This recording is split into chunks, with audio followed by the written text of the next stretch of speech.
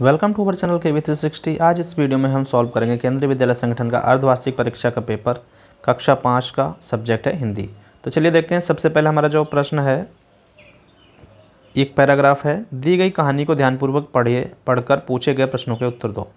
किसी गाँव में एक किसान रहता था, उसके 4 बेटे थे। वे सारे आपस में हमेशा लड़ते झगड़ते रहते थे। इस बात से किसान बहुत दुखी रहता था।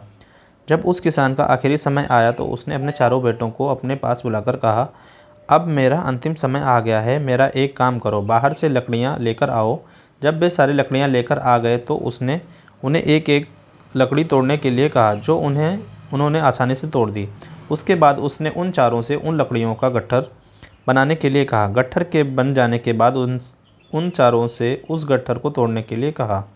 उन चारों ने बहुत कोशिश की, पर वे उस गट्ठर को नहीं तोड़ पाए। फिर उस किसान ने अपने बेटों को प्यार से समझाया कि अगर तुम आपस में एक साथ मिलकर रहोगे तो कोई भी तुम्हें नुकसान नहीं पहुंचा पाएगा, लेकिन अगर आपस में ऐसे ही झगड़ा करते रहे तो कोई भी तुम्हारे लिए खतरा बनकर तुम्हें नुकसान पहुंचा सकता है। इस बार बेटों को अपने पिता की बात समझ में आ गई और वे चारों आपस में मिलकर रहने लगे। तो ये पैराग्राफ था, इसको पढ़ लिया है। किसान किस किस से दुखी रहता था? अपने बेटों से, बीमारी से, चारों से, किसी से नहीं, अपने बेटों से। तो इसका उत्तर हो जाएगा अपने बेटों से। नेक्स्ट है, किसान ने अपने बेटों से क्या लाने को कहा? लकड़ियाँ, दवाई, पानी। लकड़ियाँ। अगला प्रश्न है, इस कहानी से आपको क्या शिक्षा मिलती है? एकता में बल है, लड़ना चाहिए, काम करो, कोई शिक्षा नहीं मिलती। तो पहला उत्तर इसका सही है, वो है एकता में बल है। वचन बदलो, लकड़ी का, बेटा का। लकड़ी का हो जाएगा लकड़ियाँ, बेटा का हो जाएगा बेटे। लिंग बदलो, बेटा का हो जाएगा बेटी, पिता का माता। गद्य और पद से, यानी कि आपकी जो बुक से कुछ प्रश्न पूछे गए हैं। निम्न सवालों के जवाब लिखिए। केरल में फसलों से जुड़ा कौन सा त्यौहार मनाया जाता है? तो इस प्रश्न का उत्तर हो जाएगा केरल में ओणम त्यौहार मनाया जाता है, जो फसलों से जुड़ा है। अगला प्रश्न है, तिब्बत के मंत्री अपने बेटे के भोलेपन से क्यों चिंतित रहते थे? तो इस प्रश्न का उत्तर लिख सकते हैं हम, तिब्बत के मंत्री का बेटा बहुत सीधा साधा था। वह सोचते रहते थे कि उनका बेटा अपना जीवन यापन कैसे करेगा, इसलिए वह चिंतित रहते थे। अगला प्रश्न है, इला अपने पैरों से कौन कौन से कार्य कर लेती थी? खाना पकाना, सफाई करना, कढ़ाई करना, ये सारे काम इला अपने पैरों से कर सकती थी। अब आगे आते हैं, देखते हैं व्याकरण पार्ट को। वचन बदल कर लिखिए। तो सबसे पहले वचन बदलना है, खिड़की का क्या हो जाएगा? खिड़कियाँ, खिड़कियाँ। फिर है चिट्ठी, चिट्ठी का हो जाएगा चिट्ठियाँ, चिट्ठियाँ। फिर है उचित विशेषण चुनकर लिखिए। हिमालय ऊंचा पर्वत है, हिमालय अच्छा पर्वत है, तो हिमालय ऊंचा पर्वत है, यहाँ पर आ जाएगा ऊंचा। रमेश अच्छा लड़का है, यहाँ अच्छा आ जाएगा। शब्दों का क्रम सही करके वाक्य बनाइए। साड़ी नहीं बेचता है खिलौने वाला। तो इसको हमें क्या करना है? वाक्य बनाना है इन शब्दों से। खिलौने वाला साड़ी नहीं बेचता है, खिलौने वाला साड़ी नहीं बेचता है। आगे है, निम्न वाक्यों में संज्ञा शब्द पर गोला लगाइए। मोहन पतंग उड़ा रहा है, तो मोहन एक नाम है, तो ये संज्ञा हो गया। पतंग क्या एक नाम है चीज़ का, तो क्या हो गया? एक संज्ञा हो गई। तो ये दोनों क्या हो गए? संज्ञा हो गए। फिर राजू जयपुर जा रहा है, तो राजू और जयपुर दोनों क्या हैं? संज्ञा है। फिर आगे है, निम्न वाक्यों में सर्वनाम पर गोला लगाइए। यह मेरी घड़ी है, तो यह एक सर्वनाम है। उसका घर कहाँ है, तो उसका क्या है? सर्वनाम है। निम्न शब्दों के लिंग बदलो। अध्यापक, शेर। अध्यापक का हो जाएगा अध्यापिका, शेर का हो जाएगा शेरनी। निम्न शब्द का वाक्य में प्रयोग करें। मशहूर,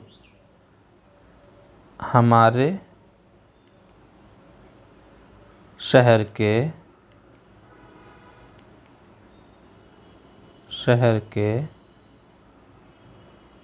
लड्डू बहुत मशहूर हैं, मशहूर हैं। ऐसे आप बना सकते हैं। नेक्स्ट, मुहावरे का अर्थ लिखें। फूला ना समाना, अत्यधिक अत्यधिक प्रसन्न होना, अत्यधिक प्रसन्न होना। मुहावरे का वाक्य में प्रयोग करें। फूला न समाना, अब इसका हमें वाक्य में प्रयोग करना है। राम के हिंदी के पेपर में 38 नंबर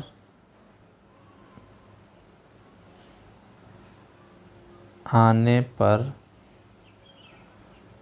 वह फूला नहीं समा रहा था। ठीक है। नेक्स्ट, निम्न वाक्य में से व्यक्तिवाचक और जातिवाचक संज्ञा छांटकर लिखिए। गेहूं, जौ, बाजरा खाने योग्य अनाज हैं। इसमें व्यक्तिवाचक कौन है और जातिवाचक कौन है? तो इसमें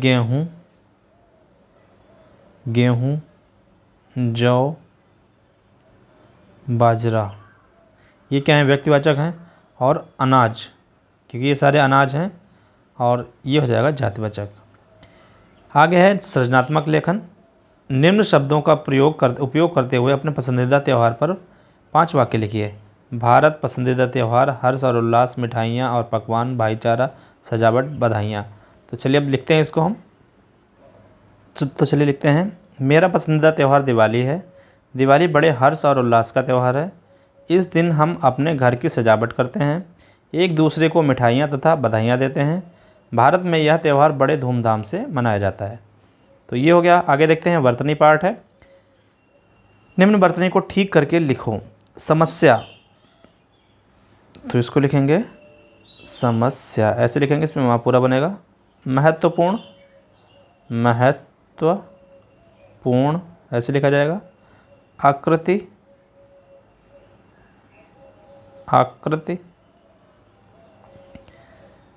प्रस्ताव, ऐसे लिखा जाएगा। हाजिर जवाब,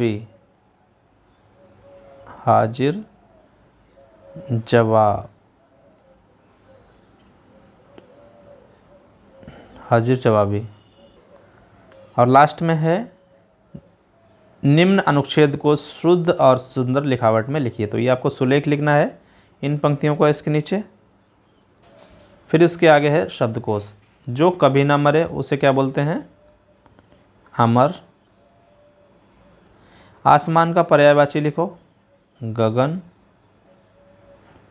दुर्गम का विलोम शब्द लिखो, सगम। हाजिर जवाब का अर्थ लिखो, किसी बात का तुरंत उत्तर देना, किसी प्रश्न का तुरंत उत्तर देना। 2 संयुक्त व्यंजन लिखिए। तो एक हो जाएगा क्ष, दूसरा हो जाएगा त्र। तो ये था आज का पेपर। आई होप आप सभी को समझ में आ गया होगा। पढ़ते रहिए, मिलते हैं नेक्स्ट वीडियो में। Thank you.